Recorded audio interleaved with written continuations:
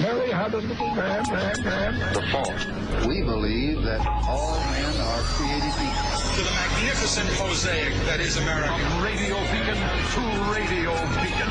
I have a dream today. Change has come to America. Believe me. Knock, knock. Who's there? It's a figment of your imagination. Randi Rhodes Show. Turn up your mind. Your staff is speaking Spanish to customers when they should be speaking being very violent. I mean, sometimes they do. Every person I listen to, he spoke it, she's speaking it, is America. You're He's very ignorant. It's fucked up. He's very ignorant. And he shouldn't be allowed. I will be following up. And my guess is they're not documented. So my next call is to ICE to have each one of them get out of my country. If they have the balls to come here and live off of my money, I pay for their welfare, I pay for their ability to be here. The least they can do is Their welfare? Yes, Such an ignorant you would say asshole. we're running a place in Midtown Manhattan, your staff should be speaking English, not Spanish. Because of people like you, our nation Honey, I'm calling is ICE. messed up. Call ICE. So that they can speak. Maybe you shouldn't eat that sandwich today. Take a break from the food. Maybe you should get hit by a car, you piece of shit. Maybe you should get hit by a car, you piece of shit. She didn't miss a beat, did she? No, I love her. I love at the end, Randy, how just in case there was a shred that he wasn't the worst person on the planet, he hits it with the body shaming and then he's gone. The body shaming, yes. Yeah, see, and Brett's very, sensitive to the body shaming because while he is a buff, fit man, he does have the hots for Sarah Sanders. He just likes the thick girls. He does. But anyway, that guy right there, his name is Aaron Schlossberg, and he's an attorney. Isn't that something? He's an attorney. And when you look up his office, everybody, please, Aaron Schlossberg, attorney at law, Midtown Manhattan. When you look up his office, you know what you're going to see on his website? Se habla español. Is that something? Oh, my God. And I have to tell you, I was going to make a bar complaint because that thing went viral last night on the Twitter. That man, Aaron Schlossberg, first of all, people were, does anybody know this guy? Well, yeah, we know this guy. This guy is a far right-wing lunatic, and in Manhattan, they're hard to come by. You know what I mean? We in New York, we speak what, like 90 languages, so everybody's cool, but that guy is a super uber right-wing zealot. He actually got into a shouting match with a rabbi, calling the rabbi a fake Jew because he disagreed with the rabbi. And so there were other films of him, doing this to people. And for some strange reason, these lunatics, they have to, they got to put their camera in your face, and they like the insults and they have no argument to make. But anyway, he's a lawyer, and so I was going to make a bar complaint. Okay, he's not he's not a member of the bar. No, he doesn't belong. It's a voluntary organization, as you know, Howard. Yeah. And he refuses to be a member of the bar. So you can't really make a bar complaint, but nice try, everybody. But what you can do is review him on Yelp, which is what I did. Give him a nice review on Yelp. Yeah, that law practice of his, let me tell you. Okay, so here's what really happened at the Deli. It's a freaking deli, for God's sake. My God. Okay, so one of the customers in the deli, this was a customer in the deli, was speaking Spanish. A customer was speaking Spanish to a waiter and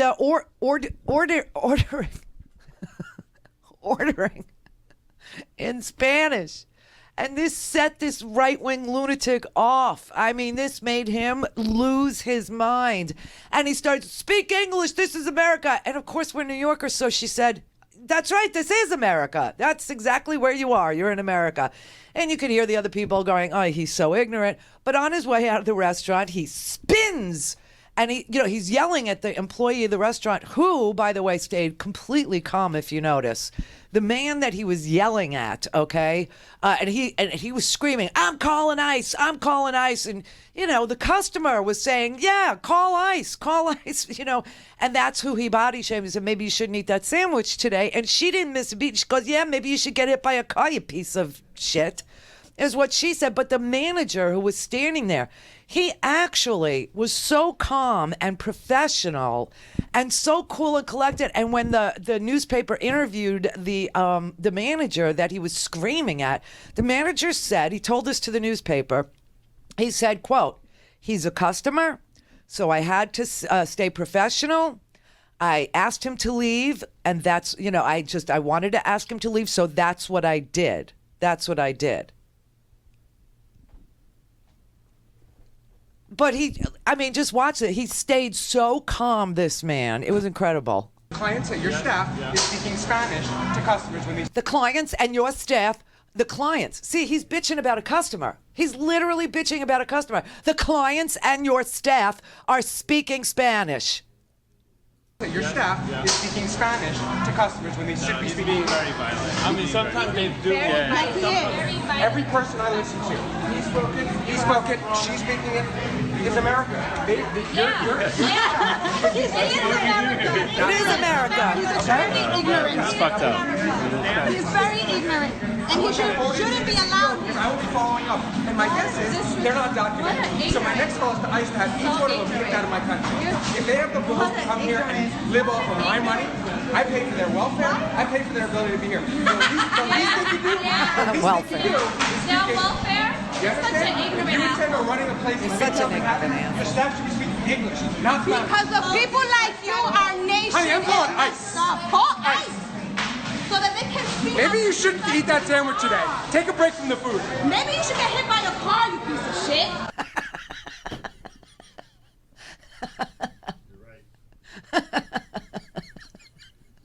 He's a lunatic, and he's an attorney. I wonder if he knows Michael Cohen. I wonder if the Qataris offered to pay him. I have no earthly idea what the hell is going on in this guy. There must be some sort of a contest called Quienes Mas Racist. I swear to God, I've never seen. It's like a race to the bottom in this country. There's another incident where somebody yelled at a Starbucks. Another freaking Starbucks incident where somebody spilled a Starbucks drink, and it led to a sidewalk fight and hate crime charges because the person who got spilled on said, "Hey," and the person who spilled said, "Shut up, slave." Ooh, listen, here's my best advice to anybody that wants to visit the United States, anybody who's, a tourist. Just be very calm and careful as you make your way through the country and go to Canada. Just pass on through. Because this country is hell-bent on becoming worse than countries other people flee from. Even in the middle of the dead of the summer, okay? It's unbelievable to me. I've never seen anything, it's like amazing. Just pass on through and go straight to Canada, you know what I mean? And here's your president, by the way. Here's your president yesterday. This just freaks me out. This is so disgusting. This man is no stranger to calling people rapists and, terrorists, everybody. Listen to this. There could be an MS-13 gang member I know about. If they don't reach a certain threshold, I cannot tell ICE about them. We have people coming into the country or trying to come in. We're stopping a lot of them. But we're taking people out of the country. You wouldn't believe how bad these people are. These aren't people. These are animals. Oh my! And we're taking them out of the country at a level and at a rate that's never happened before. And because of the weak laws, they come in fast. We get them, we release them, we get them again, we bring them out. It's crazy. He's so full of crap, I can't even stand it, okay? Border crossings in this country are way down. The reason why people are here without documents usually is visa overstays. Just saying. But he's calling people animals now.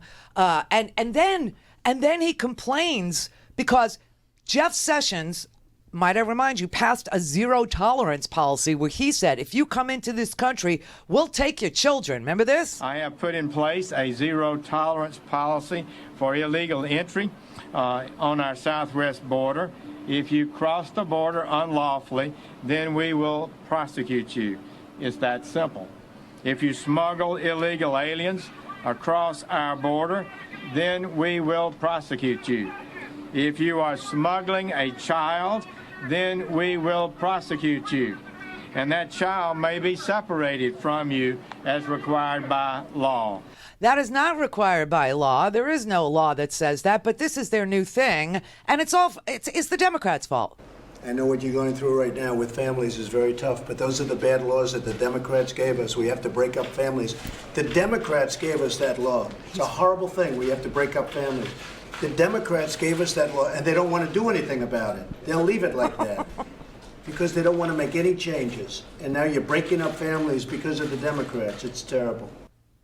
What a freaking liar. I can't even take it anymore. I can't. I'm like, my brain is cooked with the lie. I mean, it's just not true. It's not true.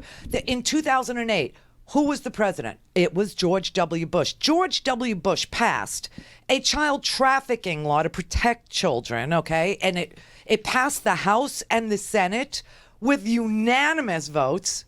Unanimous, okay? There wasn't one no vote on this thing, okay? It had full-throated support from the Republicans and the Democrats. It passed both houses, the House and the Senate, unanimously.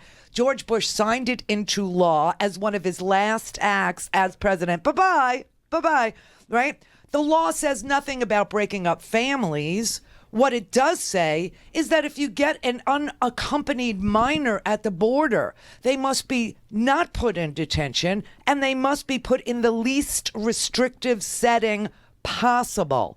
So ICE is ordered to find a family member or a government-run shelter or someplace safe and not restrictive, no jail cells, and Jeff Sessions decides that he's going to break up families and he's going to use it as a threat so that we actually become worse than the countries they're fleeing where they don't separate families, right?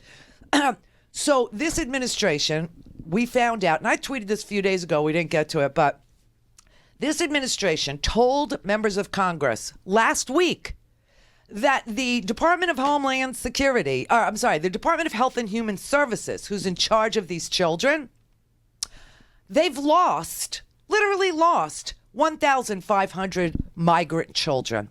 They can't account for them. It placed them with sponsors somewhere in the United States because they were worried they would end up in the hands of human traffickers or they would be used as laborers by people posing as relatives. So they put them somewhere, but they just can't remember where they put them.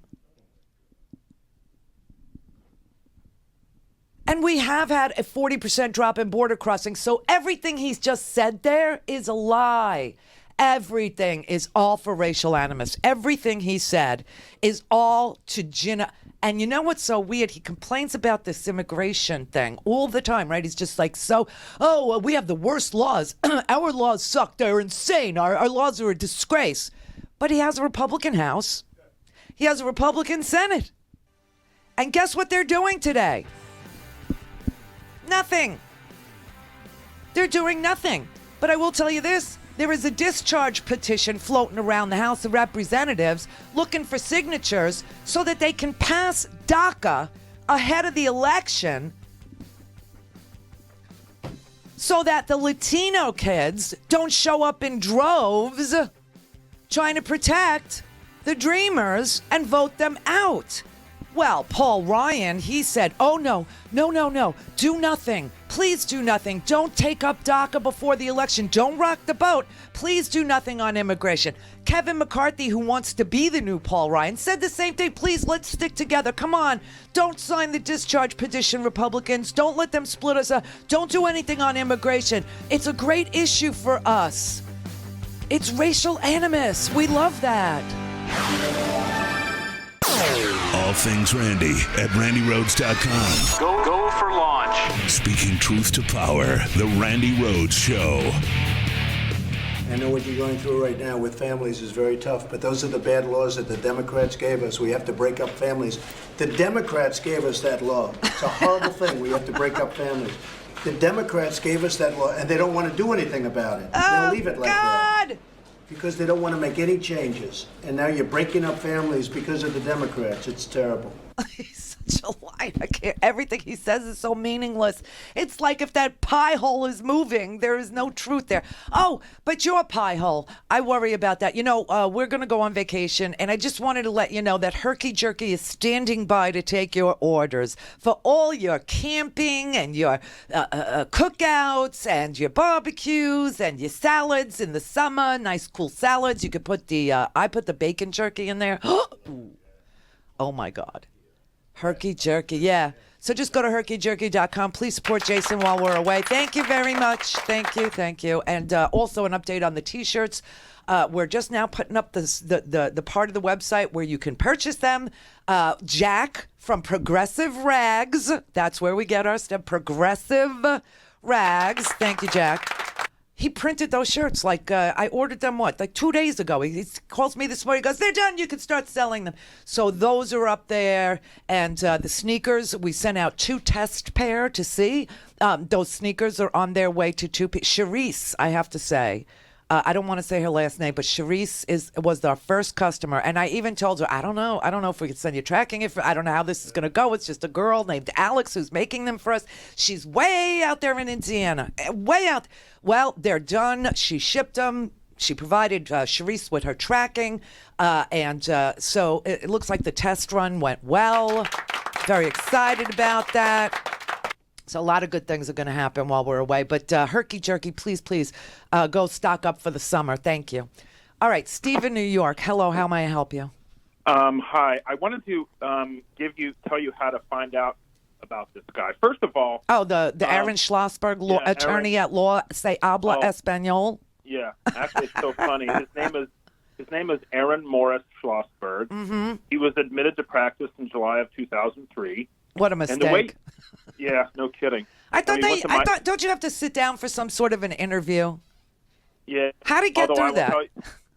I will tell you, my interview lasted, and I'm not exaggerating, about 90 seconds. Oh, really? So you were probably looking on the New York State Bar Association. Yeah, site. I was. That's a voluntary organization. That does not. And in order to find out, you have to go to what's called the Office of Court Administration. Oh. And you go to www.nycourts.gov, and there is a attorney directory, and you can find him out. And I won't say it over the air, but it has his email address and his phone number on his page that shows his stuff on there. So. And the other thing too, yeah, I know it's just going to get crazy. He is such a wild ass. I mean, he's just so out of control. I mean, there's other videos of him. I didn't pull them, but there are other videos of him standing on the street in Midtown Manhattan, screaming at a rabbi that the rabbi was a fake Jew. Oh my God. I know. And the argument was that Aaron Schlossberg is not a fake Jew. The rabbi was a fake Jew, and that they disagreed on Israel. So, of course, because he disagreed, the rabbi was a fake Jew, and Aaron was a real Jew, and this Jew is running around calling people, names, racial names. It's so pervasive. These people are so sensitive. They are just. Yeah. Really. Oh, the snow. What a classic definition of the word putz. Putz, yes, that's a good one. And there's actually a rule. Yeah, schmuck, putz. Yeah. There's a rule. It's Rule of Professional Conduct, point 4H, which says that a person now shall not engage in any other conduct that adversely reflects on the lawyer's fitness as a lawyer. So he's violated a rule, and actually, arguably, any attorney who knows that has a duty to report him to the Office of Administration. I hope that has happened. I believe it has. 4 million people saw this video last night. 4 million people. Mm-hmm. So, but I just wanted to give you how to find him if anybody wants to go and find him and send him a nice email. I already nycourts.gov. nycourts.gov. And what we want to tell them is that he violated Rule 4.8. No, 8.48. Oh, 8.48. Of course. It must be deep in the rules. Rule 8.48. Yeah. Should be rule number 1, no? Well, don't be a putz. Yeah, don't be a putz. Yeah. But no, I just wanted to make sure that I corrected you on that. And because, Randy, you're always so good with everything. No, I stand corrected. That's fine. That's your area. It's not mine. Like I said, I have an honorary law degree, but that's about it. Yeah, and you click on attorney directory, you put in a caption number, and then you put his first initial, last name, and it comes up and it shows his name, when he was admitted, his email and phone number and everything. So.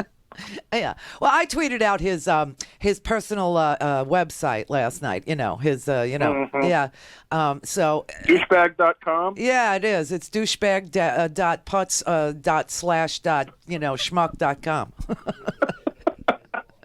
Yeah. Well, keep it up. You're doing wonderful, and I don't know. Thanks. I'm glad you're going on vacation. I don't know how you. I don't either. Talk about this thing in the White House. We had a little get together before the show today, and we all decided, okay, enough is enough. The girl is fried, okay, and she needs to go in the sun. Howard's here going, I'm not coming in tomorrow, and neither are you. So good. You have a wonderful time. Okay. Thank you. Thanks for the advice. Thank you. Sure enough. That's what lawyers do. They give advice. Mike in Tampa. Hey, Randy. How you doing? Hey, Mike. I wanted to say it must still be winter because these right-wing snowflakes are flying all over the place. They're so sensitive. They're so easily melted. They just melt. They really are. I mean, what kind of moron? I mean, I've never been to New York City, but what kind of moron doesn't think that it's like a worldwide famous city that tourists visit? And they're going to speak other languages. I mean, it's completely... That's so stupid. New York is completely multicultural. The people who love the Russians who elected Donald Trump, they all live there. Just want to let you know. And they speak Russian on the street. And when they curse at you, they do it in Russian. And then you got patois, you got your Spanish, you got your French people, you got your Senegalese, you got your... I mean, everybody's from everywhere. The immigrants just keep on coming. And somehow New York stays the greatest city in the world. Isn't that something? Isn't that amazing? Yeah, right. And then that woman earlier who was freaking out about black people barbecuing. Well, I mean, this is crazy. Oh my God! All the things you can't do while black, and some of them are like breathe. Some of them... Honestly, it's getting to that point. It seems like it's crazy. There must be some contest that's going on. You can't even sleep in a dorm. I mean, this girl is like the model citizen of what white people are telling black people to be all the time. She's a graduate student at Yale, for God's sake. Yeah, and then this white woman, I guess she saw a black woman sleeping and runs to her room, closes the door, and calls the cops. I mean, what a snowflake. You see, let me tell you something. That is white privilege, where she thinks that because she's white, she gets to call the police because somebody sleeping made her feel uncomfortable. No, I'll tell you who she gets to call. She gets to call, the opioid hotline and report herself and say, she needs to be, rehabbed or something. This is real paranoia. This is serious paranoia. It's sweeping the nation, and it's all led by the world's best racist, the most powerful racist this country has ever seen, and that is the president of the United States. Yeah, he's pretty much the ringleader. He is, and he's feeding it because that's how he wins elections, and they know it. Which is why it's so weird. Paul Ryan and Kevin McCarthy, they're running around Congress today going, please, please, please do not do anything on immigration. Don't vote on immigration. Don't vote on... And they're going, what are you talking about? We're looking at the polling. America wants DACA passed. And I am running in a swing district, and I need to do something about immigration. Not because it's the right thing to do, of course. They need to do it because they live in swing districts, and they're terrified. Yeah. These people are just so gross. They really gross me out. Don't ever make this mistake ever again, America. I keep saying this after every economic crash, after every Black Monday, every Black Friday, every Black Thursday, whenever a market crashes and you lose 40% of your life savings or you lose your house. I keep saying, but Barack Obama said it the best. They take the keys to the car, they crash the car, they drive it over a cliff. We clean up the accident, we give them, human services, we take them to the hospital, we resuscitate them, and then they have the balls to ask for the keys back. And you give it to them. Know why? You're stupid. Jim in Fort Lauderdale. Hi, Randy. Yes. Good afternoon. Plus, I'm a native New Yorker many years ago. I love New York. Some stuff that came out earlier I heard on the radio. I won't tell you from who, but this is good. It's in response to that idiot that went on the rant in the Deli that calls himself a lawyer. Somebody started a GoFundMe page. Oh, yeah. They wanted to collect $500 so they could hire a mariachi band to play out in front of this guy's law offices. And they said that if anything was collected in excess of that, they would hire a taco truck to come by and serve them lunch. Truck, yes. So the upshot is that a mariachi band said, no problem, we'll do this for free. Oh, yeah. You got to love that hardworking Latino spirit. Oh, yeah.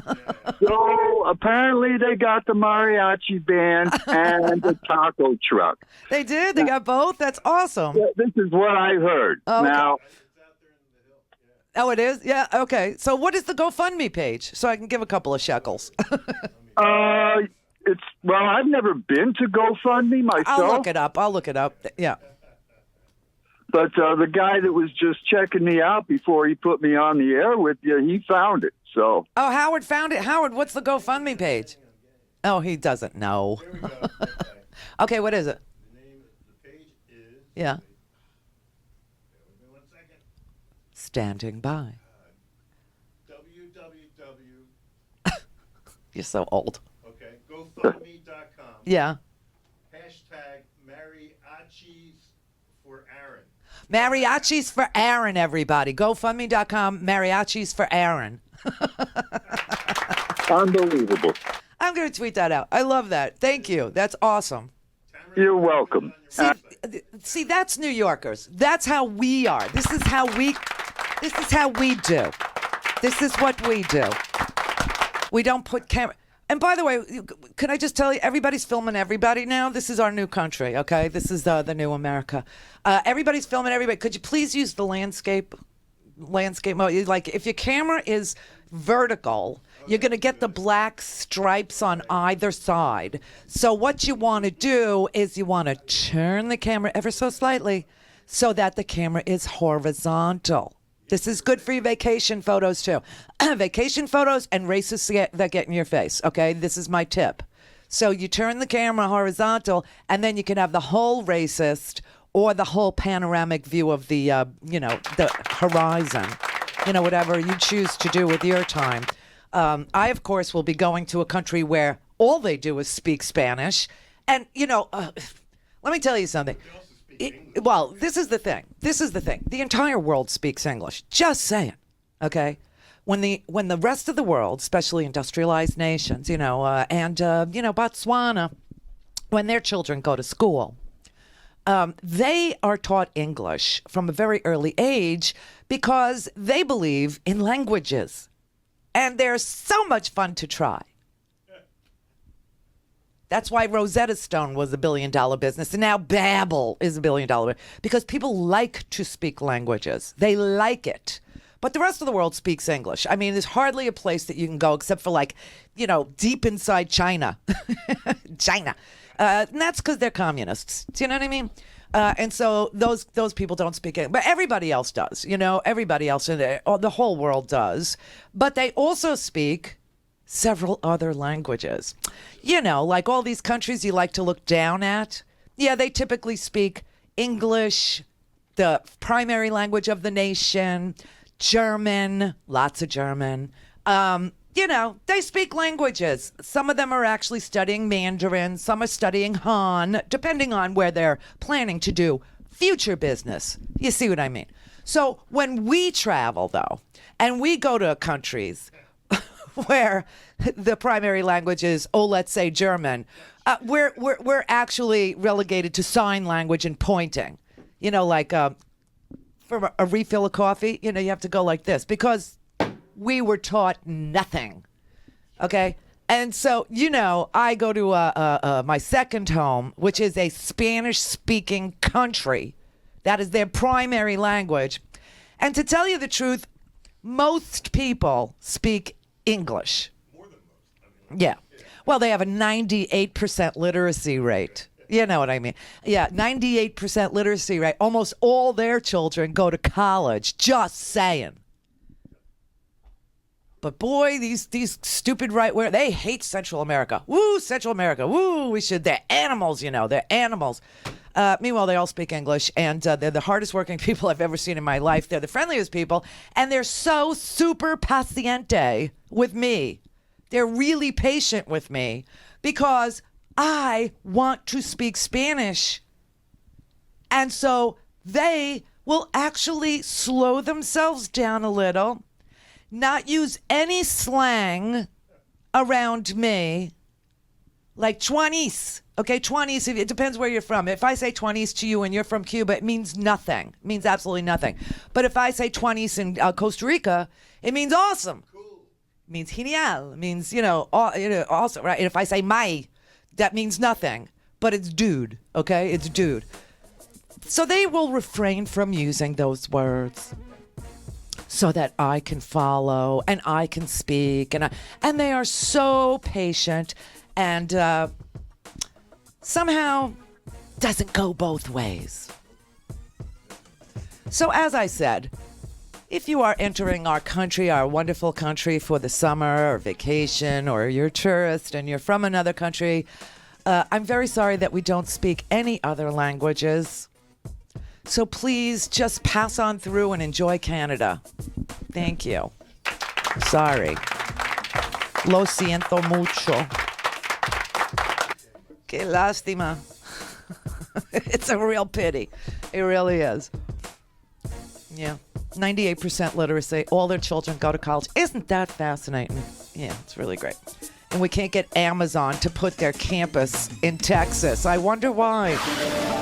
Call in, connect. To speak to Randi, call 561-270-3844. 561-270-3844. Clients and your staff is speaking Spanish to customers when they should be speaking very violent. Your clients and your staff, they're speaking Spanish. Oh my God! So you know where all this is coming from, right? I mean, this is coming from the President of the United States, and this is coming from Fox News. Tammy, what's her name? Tomi. She's a vowel movement away from what Fox does to the news, too. Tomi Lawrence said, she tweeted this out because she went on a rant on Fox News like the middle of last week.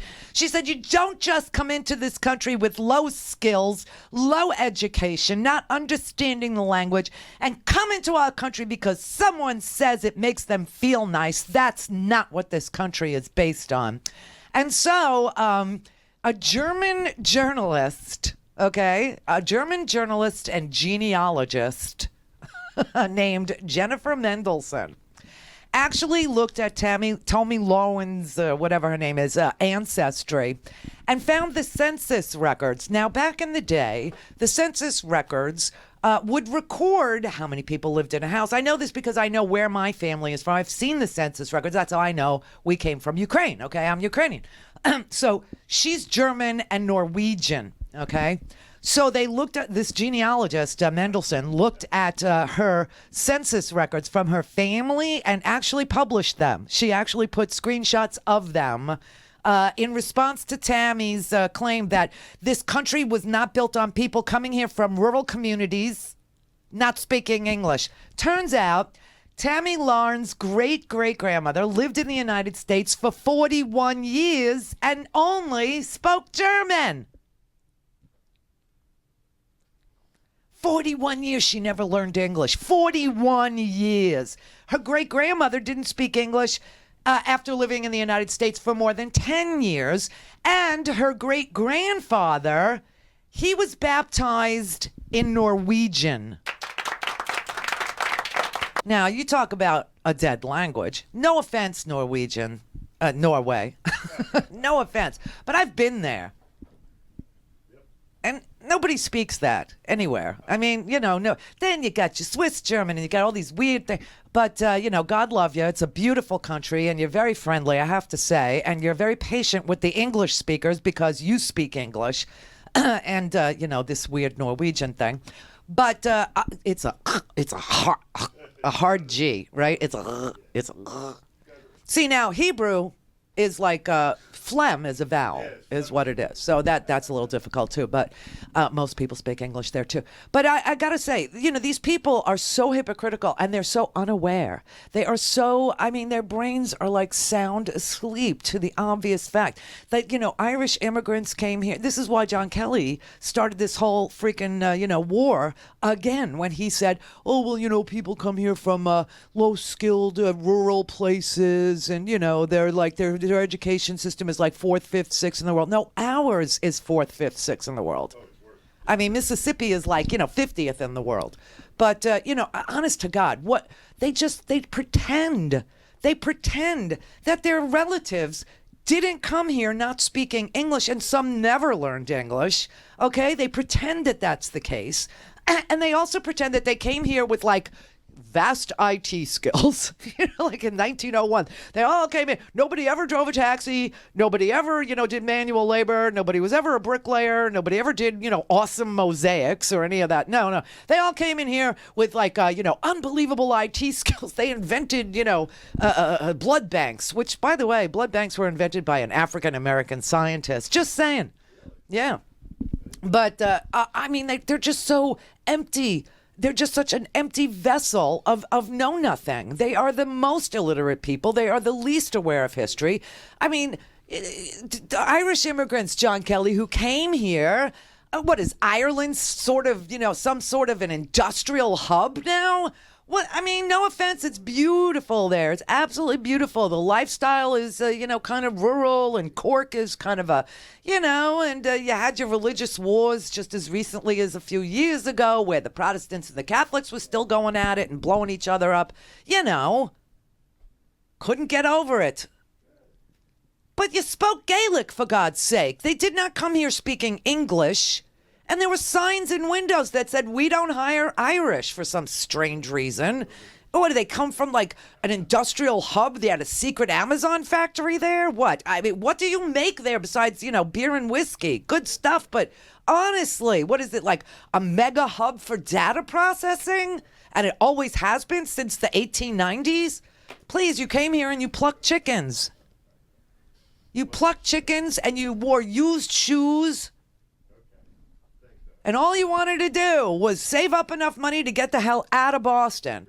I mean, what kind of ignorance does it have to be in order to sit on the TV and say, our country was built on skilled people coming here speaking English? It's just not true. It's not true. And the whole world, this is the crazy thing. For those of you who do not have a passport,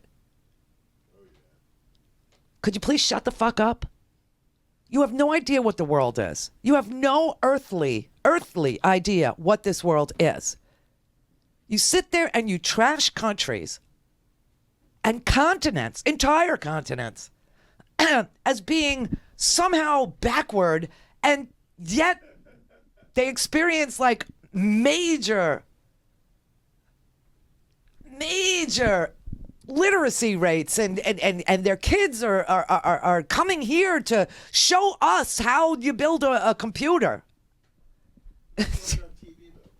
I mean, it's just so unbelievable. I mean, we're on the hunt for like Nigerian scientists. I mean, everybody's like looking for the next guy to hire. It's incredible. It's just so sick. It's just so sick how small-minded they are, how narrow-minded people can be, and meanwhile, what you have is the most corrupt administration I have ever seen in my entire life. And my life does include Richard Nixon being president. I remember being a little kid, and Richard Nixon was like all about Vietnam. He was all about it and lying about it. And years and years later, just like with the Bush administration, these warmongers will confess, okay? Because the closer they get to death, they realize they need to confess their sins, right? Because, accepting Jesus as their Lord and Savior, they know isn't going to cut it when they sacrifice 58,000 19-year-old American lives for a war that they knew from the beginning was unwinnable. right? So you have like McNamara and all these guys, and they write their little memoir and they go, we always knew that Vietnam wasn't winnable, but it was such a good issue for Richard Nixon because he was, he was a stoner. He was addicted to opioids. He was an alcoholic. He was paranoid. He always felt less than the Kennedys. He suffered from extreme, anxiety that he wasn't good enough because he went to like Whittier College and the Kennedys went to Harvard, and he always felt like, he was never good. And so he just doubled down on the war. He wanted to be a wartime president. He thought that would protect him and blah, blah, blah. And he was recording, and he was an anti-Semite, and he was cursing people and saying, the K word over and over again. And he just hated everything and everybody. And his wife wasn't supportive, and she was a drunk too. And the whole family was messed up. And so, you know what I mean? So he wanted something that he could be in charge of. So he picked a war, and he decided that he was going to send, he had a draft, and he would send 19-year-olds, which was a song back then. 19. It was a song back then. And of course, the senators' sons didn't care because they didn't have to go. They were getting deferments, and Donald Trump, the rich kids, they were saying, oh, got heel spurs, can't go. Bone spurs. It's amazing how Donald Trump had bone spurs so bad that he couldn't go to Vietnam. And yet every doctor who's examined him at 71 says he's genetically superior to every specimen they have ever. And, he's not, his bone spurs seem to have just cleared up. Poor Melania, she doesn't have such great genes, right? Now, because she had a kidney operation, so get well soon, Melania. But, honest to God, he's a perfect specimen. And then we find out he's dictating the letters, and the doctors are, well, we still don't have a head of the VA, by the way. He gave some stupid little dog and pony show speech today. Sarah, your girl, went to the podium today, and she said, that Donald Trump has just donated this year's salary to the VA, which is his practice, right? She was making a big deal about it. We don't have a secretary of the VA. Why? Because he loves our veterans so damn much he's going to start another war so that they have something to do, of course, because idle soldier hands, is the devil's workshop. So he's got to send them back off to war somewhere, probably Iran. And, of course, we have no secretary of the VA because he fired VA Secretary Shulkin, didn't like him, fired him, and hasn't replaced him because the only nominee he could come up with was Dr. Ronnie Jackson, who apparently is not skilled enough to do the surgery on his wife, right? Can't do Melania. Melania's got to go, to Walter Reed, where the veterans go. But Ronnie Jackson was not, an approved pair of hands. Why didn't Ben Carson do the surgery? I don't know. But because he's very busy making HUD loans to Sean Hannity in Perry, Georgia, where the eviction rate is twice the national average. Way to go, Sean. On government-backed HUD loans, he's buying property. But, these people are just so vile. They are so dishonest, and they are so wretched, and they are really unskilled. They have absolutely nothing to offer except they want to be bribed. They want to be bribed. So you better pony up if you want a VA secretary. You better pay Michael Cohen $1 million. Like, he actually trolled Qatar. Did you see the story? He told Qatar that the cost for entry, and what did Qatar want? See, this is why some of the media pisses me off because they don't explain things to you. Qatar, I swear to God, wanted to get in on our infrastructure money because Donald Trump was saying he was going to put $1 trillion on the table to rebuild our roads and our bridges and our electric grids and, our dams and all these things. He was going to $1 trillion. So foreign governments like the Saudis, the Qataris, the Emirates, right? They all wanted in on this infrastructure money. And Michael Cohen told the Qataris, price of entry to get access to this infrastructure money is $1 million payable to me, Michael Cohen, immediately. Right now. And they said, never mind, supposedly. But mysteriously, the Qataris were awarded $20 billion in contracts. Isn't that something? But then Donald Trump went traveling, and he went to Saudi Arabia. And the Saudis were like, well, they don't like the Qataris, okay? And by the way, Qatar is the richest nation on earth per capita. I got this crazy. I got a lot of crazy people out there, but one guy, he's such a son of a bitch. He's so dumb. He said he writes me this like, "Don't you know that Muslims are all so inbred?" Yeah, well, tell it to the Qataris because they're the richest nation on the freaking planet per capita. I mean, the people in Qatar live so luxuriously. It is the Beverly Hills. Well, actually, United Arab Emirates is the Beverly Hills. Okay, this place must be, I don't know, like the Bel Air. Do you know what I mean? You schmucks. But anyway, so he goes to Saudi Arabia, does a little sword dance. Remember that? Did the sword dance. And so they got $40 billion. Of nothing, though, because he never passed the infrastructure package. Can't even get his stupid wall built. Do you know what I'm saying? It's so funny because the Democrats are saying to the Republicans, we do need immigration reform. And if you want to get reelected, you have to do immigration reform, especially if you run into a swing district. So they're trying to pass a discharge petition to go up over Paul Ryan's head because the speaker picks all the legislation that goes on the floor. The speaker picks it. And Ryan doesn't want to pick immigration because he likes the issue. Same thing with McCarthy, who wants to be the new Paul Ryan. So he's saying, please don't let him tear us apart. Please don't do immigration. Don't do it. Don't do it. Don't do it. Right? And so the Democrats are saying, we got to do DACA. You guys know. So you got like 20 Republicans signing on to this discharge petition to do DACA because they have to run for re-election. It's just such a mess. It's such a mess. I can't even stand it. And but I got to tell you, the Democrats made a statement today. I think it was it Jackie Spear? I want to say it was Jackie Spear. I don't know why. I just love her. But she said something like, look, if we have, he wants this stupid wall. So if we have to give him a few dollars, because the dollars that were appropriated in the budget come with a caveat that says not a penny can be spent building a wall. And the Republicans passed that, and the president signed it. The budget, the $1 trillion budget, $1.3 trillion budget, that's separate and apart from the $1.3 trillion tax cut that you didn't get. Yeah, that's separate. So anyway, she said, you know what we should do? She goes, and the Democrats would be willing to do this. We can do the DACA bill, and we can put in there, a couple of dollars for a stupid fake wall, so he can say he's building something. Although somebody pointed out to her, he's saying he's building it anyway. And she goes, yeah, but he could, he's lying. Nothing is being built. San Diego doesn't want the stinking wall. But we'll spend a few dollars and we'll build a temporary little thing, a structure. And then after the midterms, we'll tear it down. That's what she said.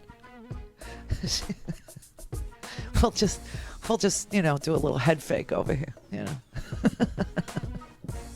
Just so he'll sign the damn thing, right? Because they go, well, that's one of the right wing's talking point. Don't separate us because he'll veto it anyway. And they're going, well, we'll put money for a wall in there. And the Democrats are going, we could put some in there, and then we'll build a little structure, little tiny one, and then we'll tear it down. And they're like, yeah, cool, we'll do that. That's how bad things are. That's how freaking bad it is. Unreal. Mary had a little man.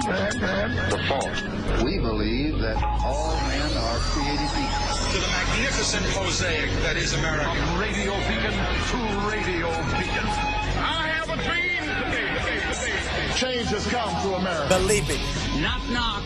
Who's there? It's a figment of your imagination. Randi Rhodes Show. Turn up your mind. What did you see in your time there that gave you concern about wrongdoing? Well, I saw a lot of things that definitely concerned me. I think, first of all, the primary story that's being reported, the misappropriated Facebook data, I think is genuinely concerning, and it's exposed a lot of issues in relation to privacy concerns and security concerns of this data and how it can be misused by foreign actors in American elections. I think looking at, more broadly the relationships that the company Cambridge Analytica had, with various other Russian actors. You had the Dr. Kogan, who is the professor who managed the Facebook harvesting program, going to Russia. He was working on Russian research projects in Russia on online trolling. Which is concerning given the amount of online trolling that you saw in the American election, and also this is a company that was in close contact with Lukoil, which is the second largest oil company in Russia, talking about psychological profiling, talking about, data harvesting, revealing the fact that we had amassed this very large data set on Americans, and made it known to a company that has formal information sharing agreements with the FSB. So I think that's concerning. I think also when you look at some of the message testing that was done. Message testing, you're talking about what Bannon was trying to test out in terms of softening up core support for their opponents.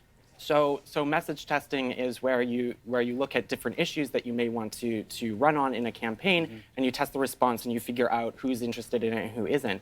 Some of the message testing that Cambridge Analytica did, even in 2014, so well before the 2016 presidential election, involved testing opinions on Vladimir Putin, testing opinions on Russian expansionism in Eastern Europe. Vladimir Putin was the only foreign leader that this company tested. As far as you know. At least when I was there, that was true. During the extent that I was there, he was the only foreign leader that we had tested at the time that I was there. And for me, that's concerning. Yes, it's very concerning. That's Chris Wylie. And why is Chris Wylie? I got to tell you that they're not. This is a story that you're not really seeing on the TV, and I'm not sure exactly why you're not seeing it on TV. I mean, I don't know how much money goes back, but I really don't know what's affecting the under-reportage of this story. I was just discussing with Howard that, and I don't think most of America knows what they're seeing with this story. And I was wondering, Randy, I was just thinking, is his life in danger? Traipsing around in front of cameras, telling his story? Who, Chris Wylie? Yes. Well, he's already told his story, so why would his life be in danger? He actually testified yesterday in front of the Senate Judiciary Committee, and he's also testified in London. He's also testified, to the British. And here in America, I got to tell you, this story is being taken so seriously that the person who's been put in charge of it at the Justice Department and the FBI, who are investigating Cambridge Analytica, which has just declared bankruptcy, thank God. Thank God. Not that they're going to disappear. There's another company that they've started, right behind it. But this Steve Bannon monster that he built by stealing, they called it scraping, but it's leeching off your data. This guy Chris Kogan was teaching, at the University of St. Petersburg, going back and forth from London to St. Petersburg to Russia, and he's the guy who built those stupid quiz apps that you see on Facebook. I can't tell you how many stupid, lunatic, 4chan, right-wingers, Reddit users, and you go to their Facebook pages because they have the temerity to come over to mine. So, of course, first thing I go look to see, are you a cat lady, or do you have the Confederate flag, or are you a bot? You know what I mean? And you can always tell there's no photos, they have no family, they don't exist, okay? And then the ones that do exist, oh, they're the sickest freaks in the world, They have, photos of them and their guns, because that's their best friend. Yeah, I hope your gun keeps you warm, on a winter's night. I hope your gun tells you it loves you as much as you tell it, because, reciprocal love is good love. But anyway, so, you have all these crazy people out there taking these stupid quizzes and posting the results. What's your personality? And they go, oh, I'm aggressive. You know what I mean? Or, what song are you? Oh, it's just so funny. And they always do it. They always do it. Well, this is how they leached off data from these people, and they started testing them with messages and that's how Trump settled on immigration. That's how he settled on opening his gate. Because it came out of nowhere. Immigration was net zero, right? Mexico was doing really well. NAFTA was working both ways. People were staying in Mexico. Do you know what I mean? Things were fine. And then all of a sudden he starts this campaign with Mexicans are not sending their best people. They're sending rapists and murderers and blah, blah, blah, and all this racial talk, because that's what the message testing showed. These people could be motivated to vote for a guy who had zero experience in government at all, a guy who was a 6-time bankruptcy filer, a guy who ran casinos where, for the first time in the history of casinos, the house lost. right? A guy who literally hired illegal immigrants to work for him and paid some of the Polish workers in vodka. A guy who was running a fraudulent university that was bilking people out of $36,000 worth of tuition a year. A guy who had settled 1 million lawsuits. The message that they were ready to receive was something racist, was something ugly, was something about brown and black people, right? And the crazy thing about Chris Wylie is telling you, and testified under oath in London. He testified to the British, and he testified to the Senate Judiciary Committee here yesterday. I'll play it to you because it's kind of geeky, but those of you who are, at least as experienced as I am on the web, you'll know what he's talking about. I think he explains it, very straightforwardly, so I think you'll get it. But check out who's in charge of investigating the Mercers. Okay, so this is Robert Mercer, his daughter Rebecca Mercer, Steve Bannon. That's who Cambridge Analytica was. And so Wylie's been telling this story for a really long time, and it turns out that the Justice Department and the FBI have opened an investigation into the Mercers, have opened an investigation into Steve Bannon, and it's both sides of the Atlantic. The New York, the Washington side and the London side, both, the House of Parliament and our Senate is investigating. So is our Justice Department, so is our FBI. And who was assigned to this case? Just one of the many people that was assigned to this case is the Assistant Chief of the Justice Department's Securities and Financial Fraud Division. Yeah, Brian Kidd, that's his name. And check this out. The person who he's being assisted by here in the United States is the FBI agent who investigates cyber crime for the FBI. Okay, so I just want to give you a little factoid before we proceed with this story. This week, I told you, nobody wants to work for Donald Trump, but they fired John Bolton, who has the Bolton Super PAC, that was a client of Cambridge Analytica. Okay, he spent almost $500,000 with the Mercers, $500,000 on Cambridge Analytica's psycho mapping of strange humans that live in the United States who are receptive to racism. John Bolton is now our national security advisor. So John Bolton just fired the White House cybersecurity expert. He just fired him.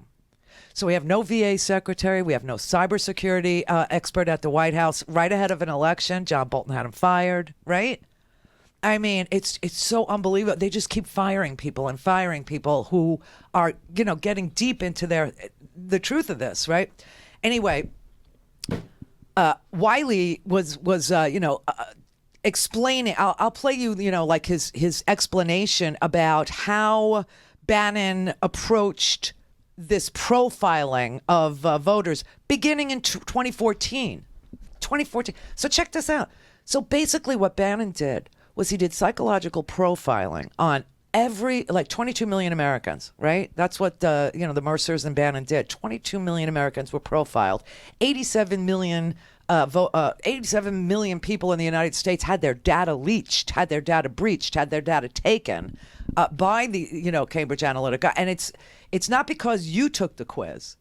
It's because somebody in your friend network did.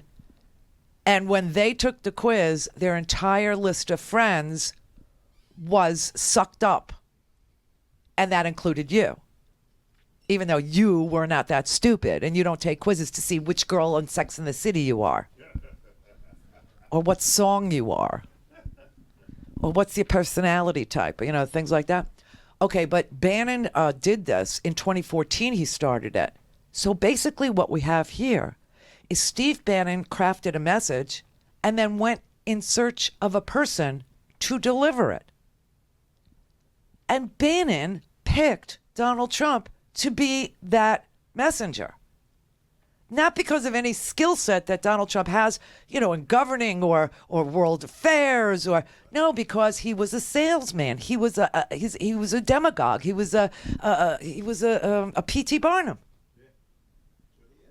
Because Donald Trump really does live his life by that motto that a sucker is born every minute. And so the two of them connected, And this is how we got this campaign. All right, so here's Wylie explaining how the Bannon-Mercer effort at Cambridge Analytica was looking at Americans, especially the very vulnerable ones, especially the very emotional ones, especially the very scared ones, the freaky ones, the ones that are just, terrified that, only 87% of all the wealth goes to white people and not 100%, like that. And they don't have any of it, but that's okay as long as they know white people are getting it. They're cool with it, right? He said that those people were considered by Steve Bannon and the Mercers as people who you could attack like ISIS. You know what I mean? That the same kind of recruitment methods that ISIS used could be deployed against Americans to get them to join in this racist, rant that they were having. He sees this as warfare, so he is going to use as aggressive techniques as he can get away with. But do you realize what you're saying? You're talking about warfare on the American citizenry. This is Steve Bannon and Robert Mercer using a foreign military contractor to use some of the same techniques that the militaries use to fight ISIS on the American electorate. That's what they wanted, and that's what they got. Oh my God. You were brainwashed like ISIS. And you hate ISIS because you think there's something wrong with them, but they're you.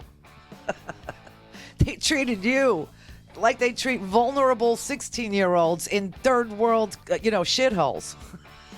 And you fell for it. And you only live in a first world shithole. It's unbelievable. So the Justice Department is investigating. The FBI is investigating. The National Crime Agency of Britain is investigating. They suspect, and this is what they think happened, that Cambridge Analytica employees bribed foreign officials, destroyed evidence, hacked computers, and violated the privacy of Americans and Brits alike. The Brits, they did their Brexit thing. That was Nigel Farage was in charge of that. And over here it was Steve Bannon and the billionaire Mercer family who played you. The Randi Rhodes Show is live on RandiRhodes.com and the free Progressive Voices app for Android and iOS. Visit the App Store or ProgressiveVoices.com now. All right, let me tell you a couple things, then I'm going to play you Chris Wylie's opening statement in front of the Senate Judiciary Committee just in a second here. Torture lady Gina Haspel has been confirmed. She's the new head of the CIA. Mm-hmm. As somebody who spent my entire life, on the air fighting against torturing people, I got to say this is a bad thing. Democrats did vote for her, like Manchin, Donnelly in Indiana, Joe Manchin, of course, in West Virginia. A bunch of them. I believe Heidi Heitkamp, she was a yes vote because they all are running again in red states. So apparently red states are pro-torture. That produced no actionable intelligence and instead sent the CIA on wild goose chases that produced nothing. So there's that. But here's the good news. We don't even pay attention to Summer Zervos and her case against the president. Now, remember, Summer Zervos is suing President Donald Trump for defaming her because she was an apprentice contestant and she said during the campaign that Donald Trump had groped her. That he, grabbed her and that he, did all kinds of, moves on her, sexual moves in a hotel, and they were unwanted. Well, Donald Trump called Summer Zervos a liar. Remember, he said he was going to sue all the women. He sued none of them, but she sued him because she said that his calling her a liar ruined her reputation. It defamed her, and so she brought a defamation suit. A lower court had ruled that her case could go forward. You can sue a sitting president. We know this from the Paula Jones, Bill Clinton extravaganza. And so the lower court had, and so they appealed it, and the appeals court sided with the lower court and said, oh, no, absolutely a president can be sued. And so her case can now go forward. Now, the only defense for defamation is the truth. So if Donald Trump tells the truth, he has to say, yeah, I groped her. Now, if he continues to call her a liar and she can prove that this all happened at the Beverly Hills Hotel, I believe is where she said it happened, you can check, and that there were surveillance cameras on the property and you could see he's there, she's there, it all happened, and you could see her leaving the room and all that. I mean, if she can actually prove her case, which I doubt she would have brought unless she could prove her case, then Donald Trump will probably lie under oath and say he didn't do it because he's a liar. In which case, the president can be removed from office the same way, he could be impeached the same way Bill Clinton was impeached for obstructing justice and lying under oath. So there's that. That's good news, because the fact that her case can go forward now means they move into the next phase of the case. The next phase of the case is discovery. Discovery means interrogatories, written questions, written answers. And really, the only question is, did you grope Summers Zervos? And he's going to lie. And then the deposition takes place, and that's usually videotaped. Right? And so we'll have that. Now, we've seen other videotapes of Donald Trump testifying under oath, especially in the Trump fraud cases and things like that. And he lies. He lied. I mean, there's one deposition, I believe he lied 130 times. Somebody actually sat there and counted 130 times. So this is good. So this is good news. All right. So that's the little side car for today. Gina Haspel is now your first female CIA torturer that we've ever had. How she could not have post-traumatic stress disorder after all the crap that she saw and the destroying of 92 tapes and the lying about it under oath, I don't know. But we now have a CIA director who obviously suffers from PTSD, because there's no way that she could have seen what she saw and videotaped it and then destroyed the videotapes and be okay. I just don't think it's humanly possible. And then Summers Zervos, she can now depose the president. That's wonderful. I can't wait. All right. So now back to the FBI and the Justice Department's investigation into, Cambridge Analytica, right? So here's Chris Wylie, who is the whistleblower at Cambridge Analytica, testifying, and this is his opening remarks. These are his opening remarks yesterday to the Senate Judiciary Committee. Cambridge Analytica offered voter disengagement services in the United States, and there are internal documents that I have seen that make reference to this tactic. My understanding was that this was targeted at African American voters. Oh. When I was at Cambridge Analytica, I was also made aware of the firm's black ops capacity. I have seen documents relating to instances where the firm sought to procure hacked material. Some of the targets of these special intelligence services are currently heads of state in various countries. I've also seen internal documents that make reference to the use of specialized intelligence services from former members of Israeli and Russian state security services. Oh. Of further concern is Cambridge Analytica's employment of people closely associated with WikiLeaks and Julian Assange. Oh. In addition to making approaches to WikiLeaks, the firm hired 2 senior staff, both of whom were previously aides to the British lawyer representing Julian Assange. Oh. Cambridge Analytica sought to identify mental vulnerabilities in voters and worked to exploit them by targeting information designed to activate some of the worst characteristics in people, such as neuroticism, paranoia, and racial biases.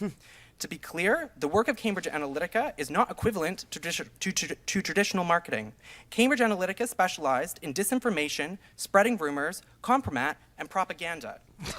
Dr. Alexander Kogan was selected by Cambridge Analytica to lead the data harvesting operation, and over 80 million data subjects had their personal data misappropriated. Given this scale, this could be one of the largest breaches of Facebook's data. Cambridge Analytica contractors had also worked on pro-Russian political operations in Eastern Europe, including with suspected Russian intelligence agents. Oh my God. Cambridge Analytica set up focus groups and polling on Americans' views on the leadership of Vladimir Putin and Russian expansionism in Eastern Europe. Dr. Kogan was also working on Russian state-funded research projects. The Russian project at St. Petersburg was also building algorithms using Facebook data for psychological profiling and researched social media trolling. In fact, Cambridge Analytica pitched, quote, the interesting work Alex Kogan has been doing for the Russians, end quote, to its other clients. That's a small sampling of what happened yesterday at the Senate Judiciary Committee. And did you see any of that on the TV? Did anybody see any of that on the TV? I didn't see it on the TV. I didn't see it on the TV. What I saw on the TV all night last night was how Trump Jr. made phone calls to a block number, and everybody knows that's his father. Over and over and over and over and over and over and over and over. Now, Mueller, I'm sure, has subpoenaed, AT&T or Verizon or whoever the carrier is, and has those records. Move along, please, because he's going down too for lying under oath. But here you have Chris Wylie, who we have seen on television, okay? We've seen him on TV telling the story of Cambridge Analytica, telling the story of the Mercers, telling the story of how SCL, which is a foreign defense contractor, a foreign defense contractor. They're British. Doesn't mean they're an adversary, but they are not American, and that's illegal according to our campaign finance law. And I say law singular because we only have like the one. It's like there's only one law you can't break, and that's you can't take foreign money. All other money is welcome, and you don't have to, disclose who you are, and you could give in massive number. 30 million is fine. Funnel it through the NRA for all we care. We have no laws, right? We have no law. We have one law says no foreign money in a campaign, and they violated that one. And not only do they violate that one, but they violated it with a British defense contractor who is trained in military psyops, okay? And they hired a military psyops firm to do propaganda and psychological profiling of vulnerable, paranoid, racist, ugly, flailing people in the United States, targeted them with their, pro-Trump, he's all about your racism message. And what's important about this is under oath.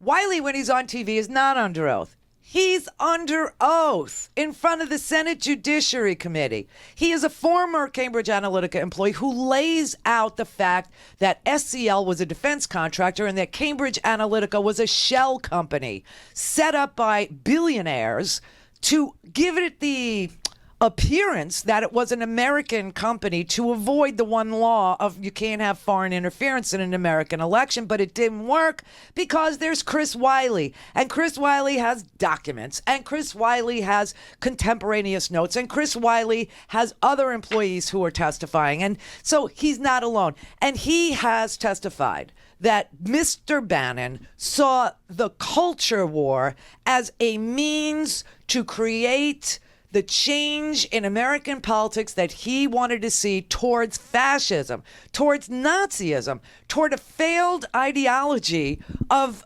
racial purity. Seriously. And he used a foreign defense contractor to do it and a billionaire's money to launch it. Now, I'm going to play you the geeky part first, okay? I'm going to play you this one because this is Sheldon Whitehouse. And, they only get like 5 minutes to ask questions on a very complicated issue. So Sheldon Whitehouse was all business, I have to say. And he just plowed through these questions one after the other. And the answers were stunning. Seriously stunning. To lay out the fact that SCL was a defense contractor, that the Mercers created a shell company called Cambridge Analytica to give it the appearance, and, Black Cube, the Israeli Mossad, the former intelligence agents, everybody was involved in this. I mean, it's so sick. They built an arsenal of informational weapons and deployed them on the American population. Okay, here you go. You've said that Cambridge Analytica and the SCL Group are effectively the same thing, and that Cambridge Analytica was the front-facing company for SCL's American operations. Is that correct? Yes. What is SCL Elections? So there is a group company in the UK, or was, called SCL Group, which had several different divisions. The largest division when I first joined was Defense, so SCL Defense. SCL Elections was one of the other divisions, SCL Commercial, et cetera, and they all handled different markets for the company. So SCL Elections handled political. What are SCL Canada and Aggregate IQ? Those were subcontractors that were set up during the time that I was there to build out a software infrastructure. They played a very significant role in building the actual infrastructure of Ripon, the software product Ripon. Are they essentially the same entity, SCL Canada and Aggregate IQ? You could think of them like a franchise. Okay, I just want to interrupt for a brief moment. Ripon is the quiz program that sucked up all your Facebook data, okay? So if you had a friend, a miscreant friend who took these, quizzes, and you were friends with them on Facebook, then Ripon, which is Kogan's quiz app, sucked up your information too. And the Ripon program was the program that developed the software to use the Facebook data. Yes. Once you have algorithms and a set of targets, you need something to then actually connect those targets with an online display network. So that's part of the role that Ripon played. What is Global Science Research? Global Science Research was the company that was set up by Dr. Kogan. And you've said that it became a company simply to service Cambridge Analytica, correct? Oh, Jesus. It became a company, as I understand it became a company so that it could sign a contract with Cambridge Analytica, or rather, technically SCL. Is it fair to describe the entities that I have all just described as a coordinated network? Yes. Great. So, something's coordinated, thank God, right? Something in this administration. No, so here's what he's saying. He's saying that a British defense contractor decided to mask that it was foreign, to mask that it was a defense contractor, and it started setting up a political operation inside Britain for the Brexit thing. And then America liked it, and so they wanted to bring it over here, but they couldn't, because you can't have a foreign defense contractor doing work for a American political campaign.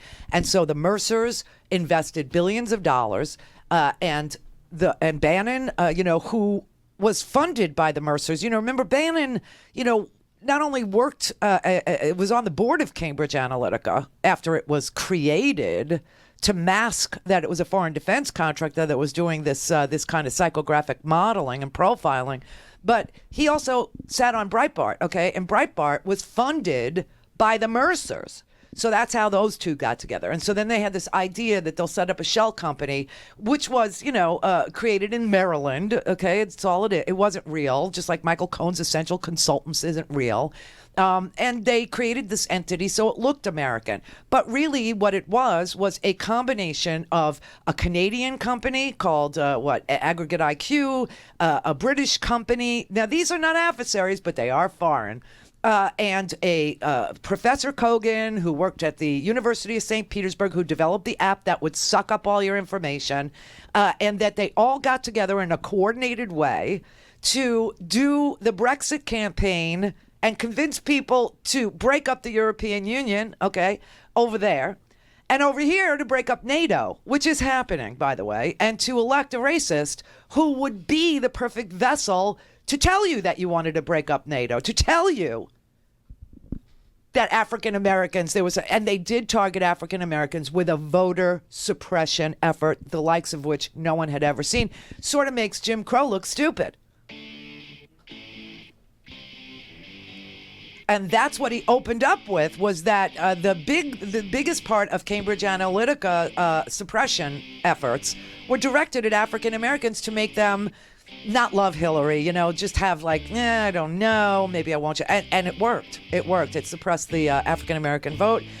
Chris Coons from Delaware, he asked Chris Wylie yesterday if one of Bannon's goals was to suppress voting or discourage certain individuals in the U.S. from voting.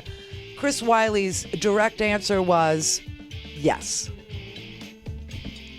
Mr. Bannon sees cultural warfare as the means to creating enduring change in American politics. It was for this reason Bannon engaged SCL, the parent company, a foreign military contractor, to build an arsenal of informational weapons he could deploy on the American population. This is the Randi Rhodes Show. To speak with Randi, dial 561-270-3844. That's 561-270-3844. Well, what I do know is that Professor Kogan, who managed this data harvesting scheme of 50 million Americans, was going back and forth between London and Russia, working at St. Petersburg University on Russian-funded programs to look at psychological profiling, and indeed talking about the value of social data in political targeting. Meanwhile, as we're talking to Luke Oil about the same program, to me, my concern is that Cambridge Analytica, whether I'm not saying that it did it intentionally, but I am concerned that we made Russia aware of the programs that we were working on, and that might have sparked an idea that eventually led to some of the disinformation programs that we've seen and the interference that we've seen from Russia in American elections. So for me, I'm concerned about that. And if I played some kind of role in that, I feel like it is my duty to tell people about it, which is why I'm talking to you. So that's how it started, and that's how we were introduced to Chris Wylie in the first place. And now he has testified under oath both in Britain and in the United States.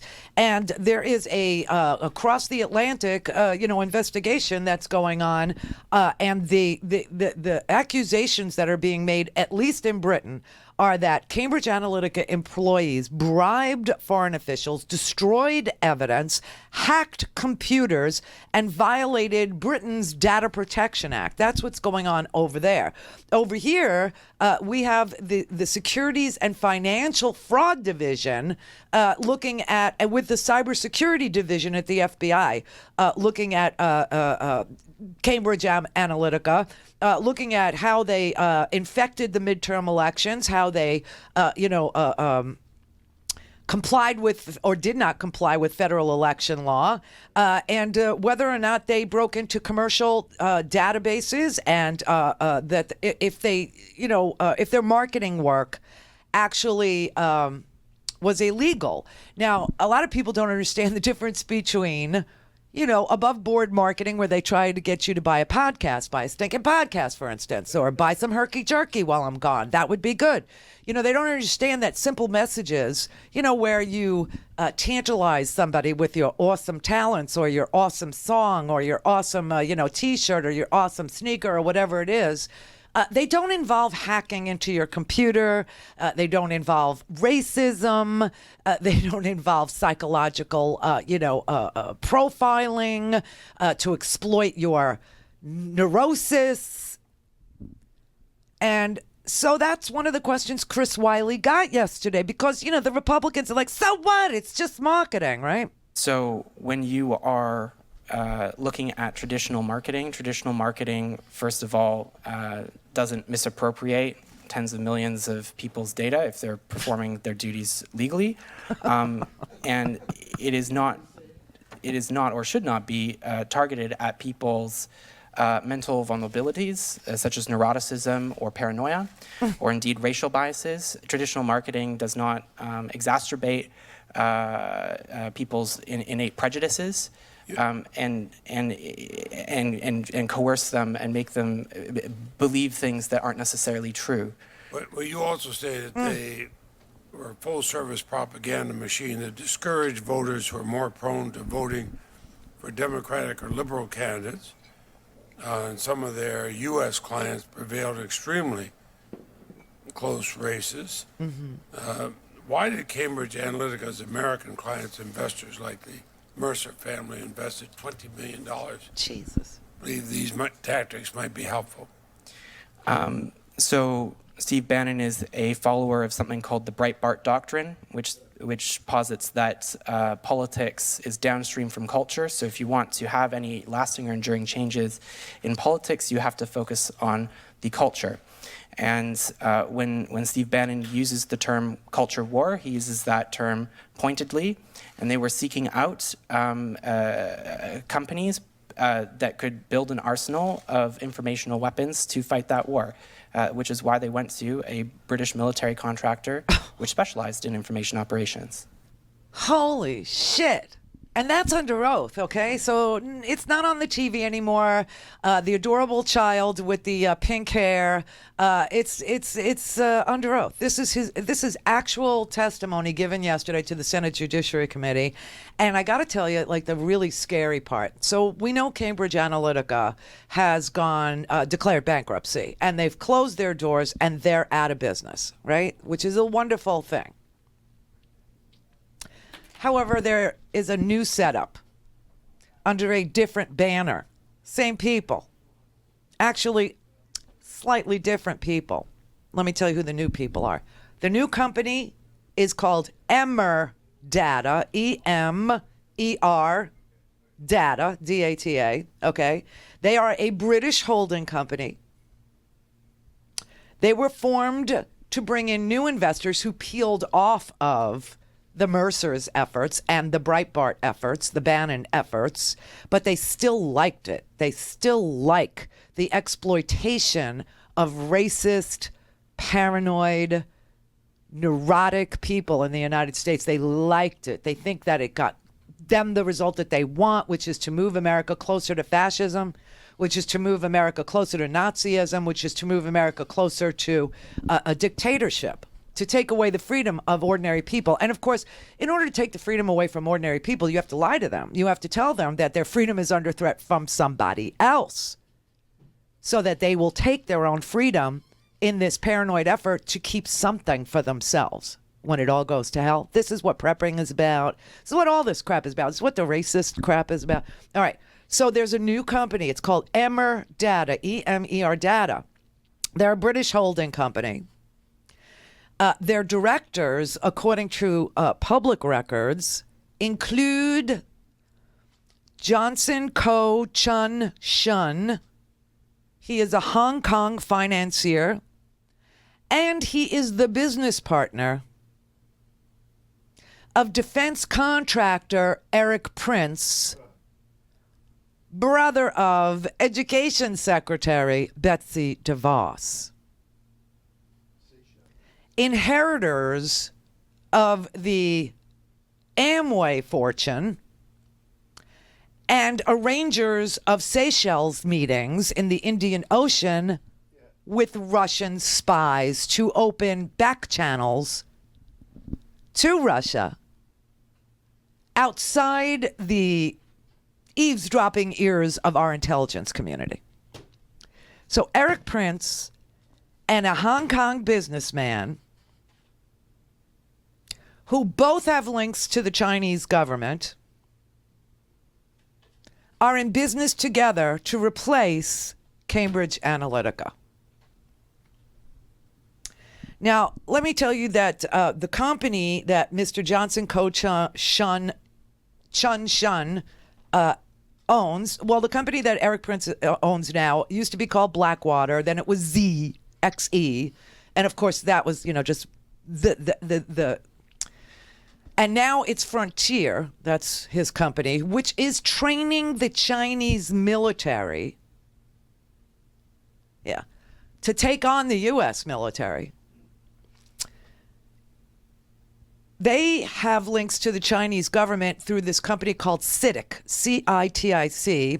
It is a state-owned Chinese financial conglomerate that for decades employs the sons and the daughters of the Communist Party's elite families. It is Eric Prince's major investor in Frontier Services Group, and because he's being paid by the Chinese, he trains the Chinese military.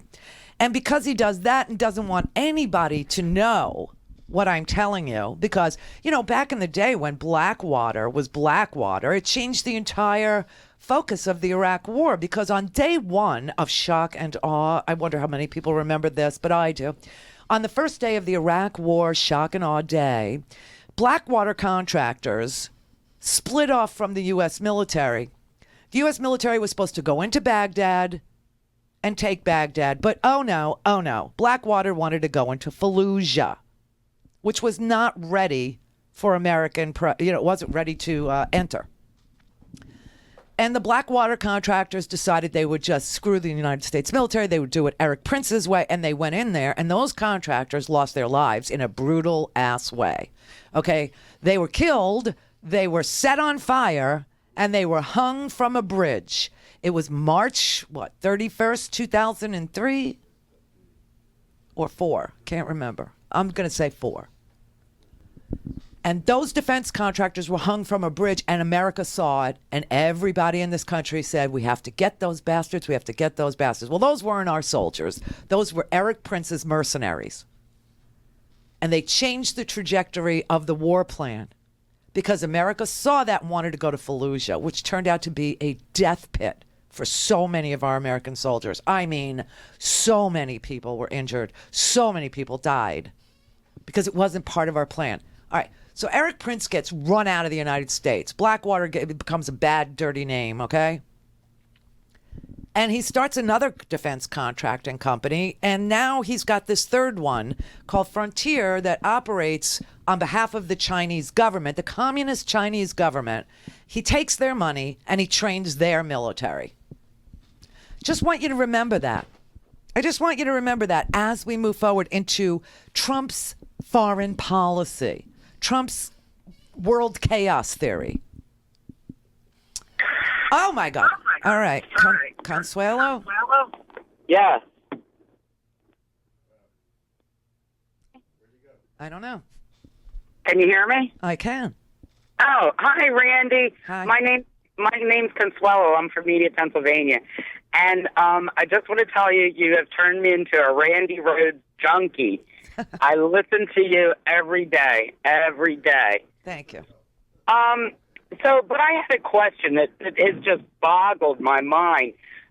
Why do you think that Donald Trump didn't get Stormy Daniels paid in cash? Is there another reason besides he's just that stupid? Well, he's not that cheap. I mean, he paid it, Howard. What are you talking about? No, I'm saying, is there a reason why he didn't pay it in cash instead of having a paper trail, like in checks? Because that's the way you wire money. I mean, he just, he didn't think it was a big thing. I mean, that's what Michael Cohen, according to Rudy Giuliani, that's what Michael Cohen was there for, to wire money to women who he never slept with, according to him, but he pays off anyway.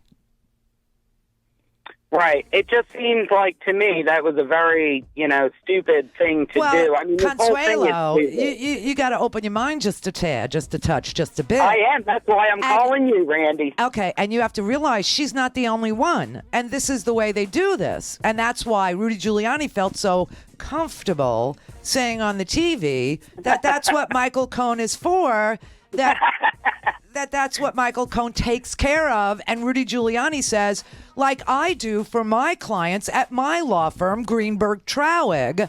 And of course, he gets fired by Greenberg Traurig like the next day because Greenberg Traurig is one of the largest lobby shops in the history of lobby shops. And they're like, screw Rudy. So, but Rudy did sit on the TV and say that's what Michael Cohen is for. That's what his job was. That's why, Trump had him to pay off all the women. Yeah, no, I understand that was his job. So what you want to understand is that he doesn't think there's anything wrong with paying women $130,000 that's what I'm getting at. Who didn't sleep with them, apparently. So, I don't know, if you're a woman, I'm a woman, maybe we ought to say we slept with Donald Trump and we'll get a check for $130,000 wired into our bank accounts. I mean, it's a great little side business, isn't it? I mean, he says he didn't sleep with her, but he paid her. So I didn't sleep with him. You didn't sleep with him. Let's get paid. Right. Let's all call Michael Cohen, or maybe we can call Aaron Schlossberg, and Aaron could get us paid. So all you got to do is call up one of these New York Midtown attorneys and tell him, I did not sleep with Donald Trump, and I want my payday. Where's my 130? Should hashtag that. Where's my 130? I didn't sleep with him. All right, listen. Happy Memorial Day. Be back right after that. Buy a stinking podcast.